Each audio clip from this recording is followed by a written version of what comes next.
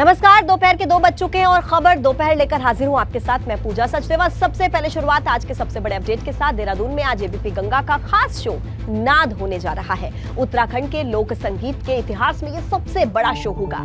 ABP Ganga के नाद के मंच पर उत्तराखंड के लोक संगीत के तमाम सूरमा एक साथ नजर आएंगे। इसके साथ ही बॉलीवुड में धाक जमा चुके जुबिन नौटियाल जैसे दिग्गज सिंगर भी विशिष्ट अतिथि के रूप में मौजूद होंगे। इस कार्यक्रम के मुख्य अतिथि होंगे मुख्यमंत्री पुष्कर सिंह धामी। शाम को 4 बजे से यह कार्यक्रम देहरादून में उत्तरांचल यूनिवर्सिटी के ग्राउंड में ही शुरू हो रहा है। तो आज ये एक सबसे बड़ा शो एबीपी गंगा करने वाला है और इस खास कार्यक्रम का नाम है नाद, जिसमें उत्तराखंड के लोक संगीत के इतिहास में इसे सबसे बड़े शो के रूप में देखा जाएगा। आपको बता दें कि एबीपी गंगा के नाद के मंच पर उत्तराखंड के लोक संगीत के तमाम सूरमा एक साथ नजर आएंगे। तो एबीपी गंगा की टीम आज पहुंची है राजधानी देहरादून की उत्तरांचल यूनिवर्सिटी में, जहां आज होगा सुरों का नाद। और मेरे पीछे तैयारियां भी आप देख सकते हैं। एबीपी गंगा का ये विशाल मंच सज चुका है जहां से आज सुरों का नाद होने वाला है। और देखिए, अभी तो हालांकि कुर्सियां खाली आपको नजर आएंगी, लेकिन शाम 4 बजते ही जो ये पूरा मैदान है आप देख सकते हैं दर्शकों से खचाखच भरने वाला है। और इसी के साथ साथ आज काफी खास मेहमान भी हमारे साथ मौजूद रहने वाले हैं और साथ ही साथ एक स्पेशल गेस्ट यानी कि जुबिन नौटियाल भी आज हमारे इस खास कार्यक्रम में मौजूद रहेंगे।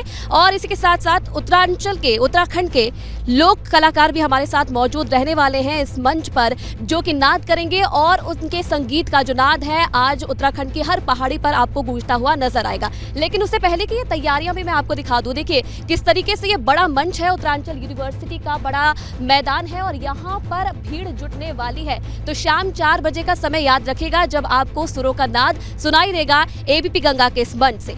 कैमरामैन मनवर के साथ मैं आयुषी नेगी। और चलिए अब आगे बढ़ेंगे। भोजपुरी अभिनेत्री आकांक्षा दुबे की संदिग्ध परिस्थितियों में हुई मौत के मामले में आरोपी समर सिंह को पुलिस ने गाजियाबाद से गिरफ्तार कर लिया है। समर सिंह को गाजियाबाद के एक सोसाइटी से पकड़ा गया। गिरफ्तारी के बाद आरोपी समर सिंह का मेडिकल टेस्ट कराया गया और फिर इसके बाद कोर्ट में पेशी करके उसे पुलिस वाराणसी के लिए लेकर रवाना हो गई।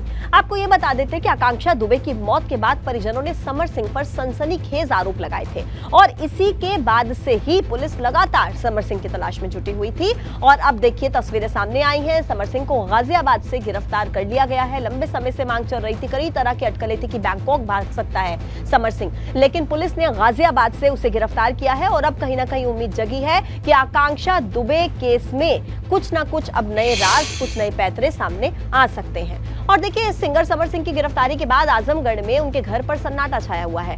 आजमगढ़ के मेहनगर गांव में समर सिंह का मकान है, जहां पर समर सिंह के भाई रहा करते थे और वहां पर इस वक्त पूरी तरह से सन्नाटा पसरा हुआ है।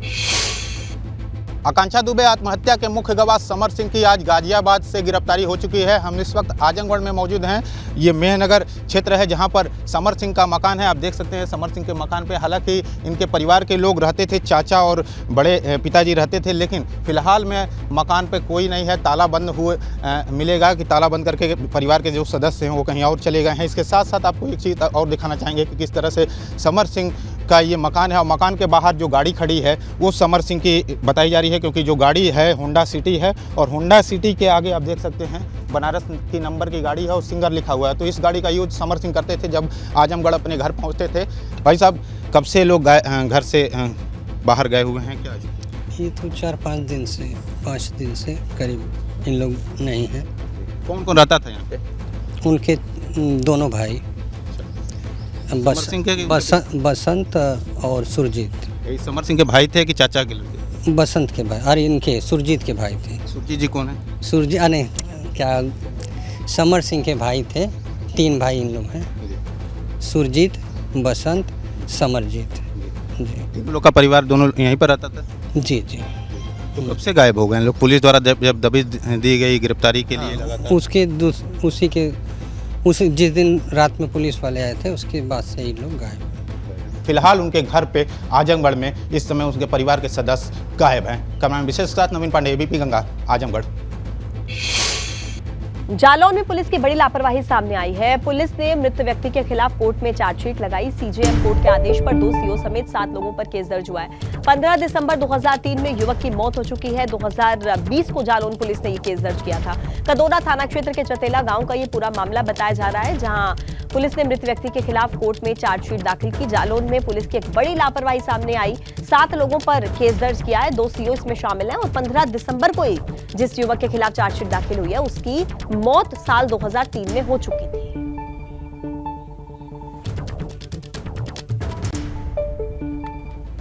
हमीरपुर समेत बुंदेलखंड के कई इलाकों में कभी भी पानी के लिए हाहाकार मचा रहता है, लेकिन सरकार की महत्वाकांक्षी योजना जल जीवन मिशन के तहत अब हर घर में नल का जल मिलना शुरू हो चुका है।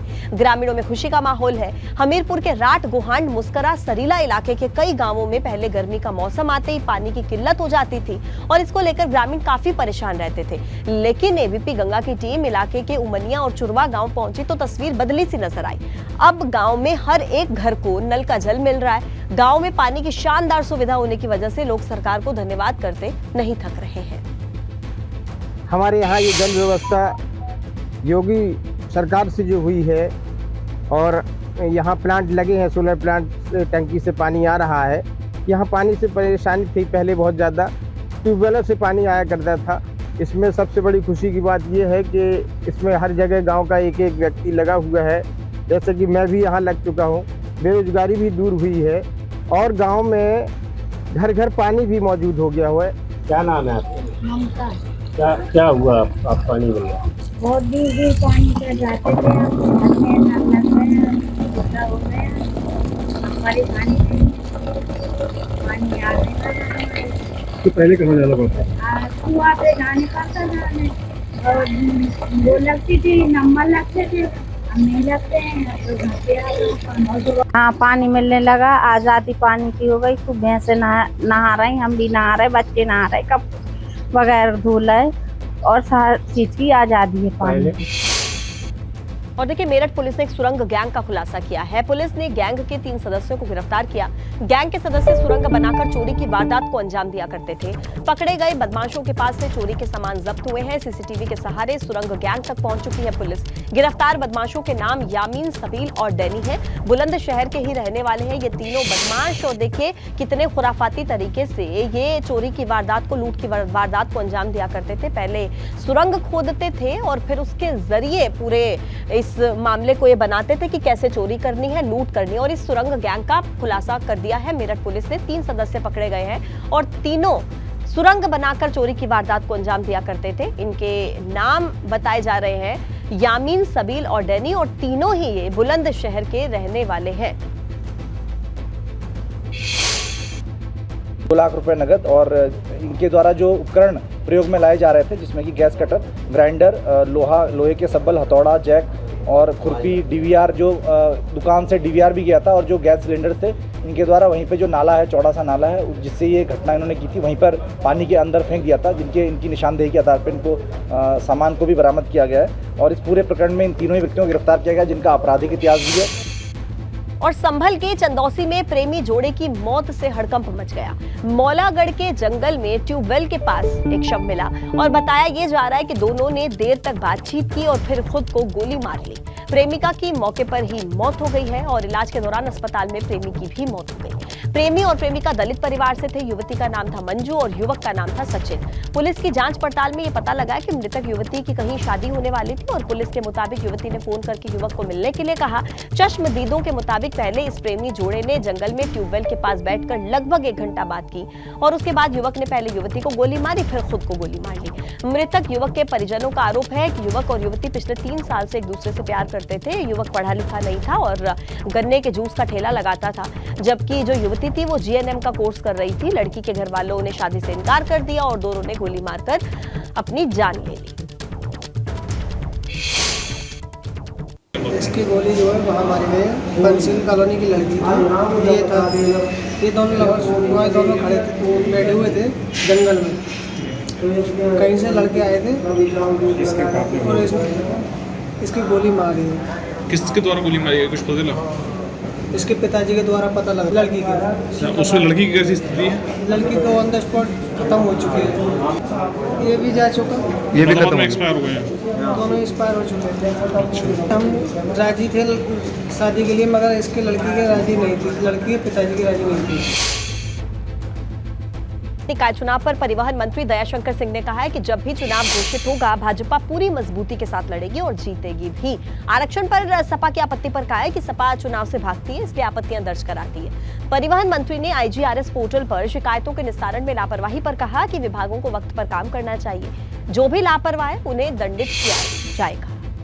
निकाय चुनाव की तारीखों की घोषणा 1 या 2 दिन में कहा जा रहा है कि हो जाएगी। बीजेपी की क्या तैयारी है, तमाम प्रभारी भी नियुक्त हैं। हमारे साथ परिवहन मंत्री दयाशंकर सिंह हैं, आजमगढ़ के नगर पालिका के प्रभारी भी हैं। सर, क्या तैयारी है निकाय चुनाव को, क्योंकि 1 या 2 दिन में चुनाव घोषणा हो जाएगी? देखिए, भारतीय जनता पार्टी पहले से ही तैयार है और भाजपा के कार्यकर्ता केवल चुनाव के लिए काम नहीं करते हैं, हर समय तैयार रहते हैं। हर समय हम लोग अपनी कार्यक्रमों के माध्यम से जनता के संपर्क में रहते हैं, इसलिए जब भी चुनाव डिक्लेयर होगा हमारे कार्यकर्ता उसके लिए पूरी तरह से तैयार हैं। नगर निगम नगर पालिका के चुनाव में भारतीय जनता पार्टी चुनाव जीतती रही है। पिछले चुनाव में 16 में से 14 नगर महापालिका हम जीते थे और नगर पंचायतों में भी हम सबसे ज़्यादा सीटें जीते। नगर पालिका के 200 में से 160 सीटें भारतीय जनता पार्टी को मिली थी। तो इस बार भी हम लोग नगर निगम 17 है और 17 मेयर हमारे होंगे और नगर पालिकाएं भी हम। सपा ने आपत्तियां बहुत दर्ज करा दी, इसलिए कि सपा चुनाव से भागती है, वो चुनाव नहीं चाहती है। इसीलिए जो न्यायालय में भी जो याचिका दायर हुआ था, उन्हीं के समाजवादी पार्टी के विधायक के मनोज पांडे जी, उनके भाई ने याचिका दायर की थी, क्योंकि समाजवादी पार्टी चुनाव कभी जीतती नहीं है, इसलिए वो भागती है। एक सवाल ये है कि जो IGRS पोर्टल है उस पर तमाम जिले अफसर बहुत सुस्त हैं, लापरवाह। मुख्यमंत्री ने कहा कि ऐसे लोगों के खिलाफ कड़ी कार्रवाई करेंगे जो शिकायतों के निपटारे में पीछे रहेंगे। ये सही है, ये होना ही चाहिए। जो जनता से जुड़े हुए जो विषय है और उसको कोई यदि उस पर लापरवाही करता है तो ऐसे अधिकारियों को दंडित किया जाना चाहिए। तो ये आपने सुना क्या कहना है परिवहन मंत्री दयाशंकर सिंह का। साफ तौर पर वो कह रहे हैं कि निकाय चुनाव के लिए बीजेपी तैयार है, समाजवादी पार्टी चुनाव से भाग रही है, इसीलिए इस तरीके से आपत्तियां दर्ज कर रही है और निकाय चुनाव में बीजेपी 17 नगर निगमों में जीत हासिल करेगी। कैमरे से हरिओम के साथ अनुभव शुक्ला, एबीपी गंगा, लखनऊ।